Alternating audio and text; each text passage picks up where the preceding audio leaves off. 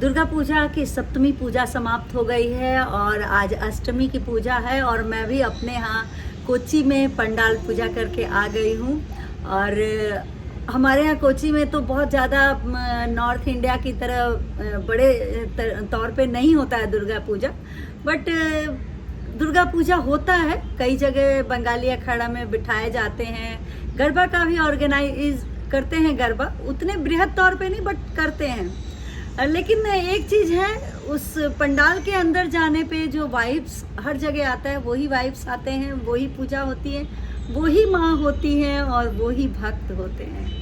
नमस्ते, मैं रेखा पांडे आप सभी का अभिनंदन और वंदन करती हूँ अपने YouTube चैनल रेखा रीस्टार्ट पे। आशा करती हूँ माँ शारदे आपके बच्चों पे, आप पे, आपके हेल्थ वेल्थ सब पे आपकी कृपा बनाई रखे।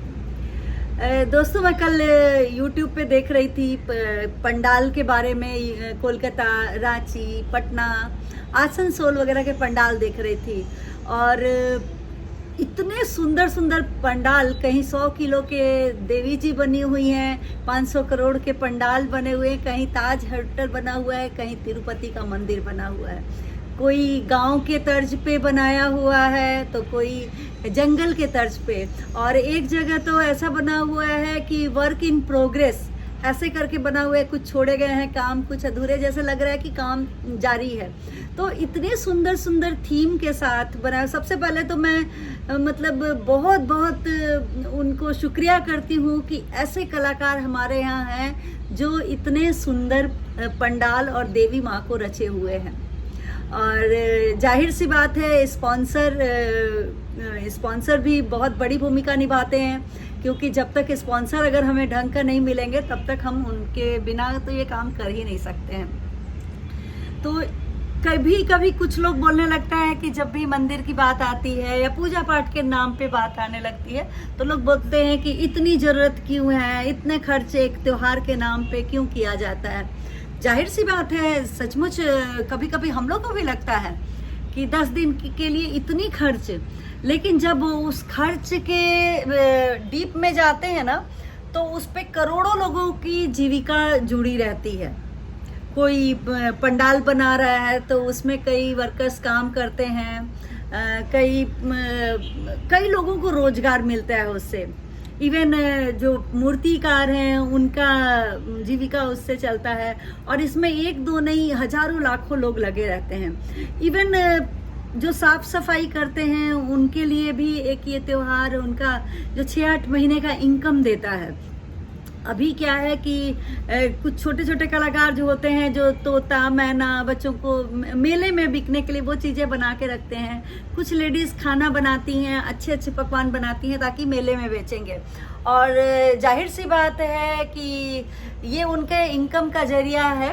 और जब कभी कभार यदा कदा जब वो उनको नहीं मिलता है, जैसे कुछ आपदाएं आ जाती हैं, जैसे कई बार हमने सुना है बारिश हो गई, तूफान आ गया, बाढ़ आ गया, उस दौरान उनको बहुत नुकसान होता है।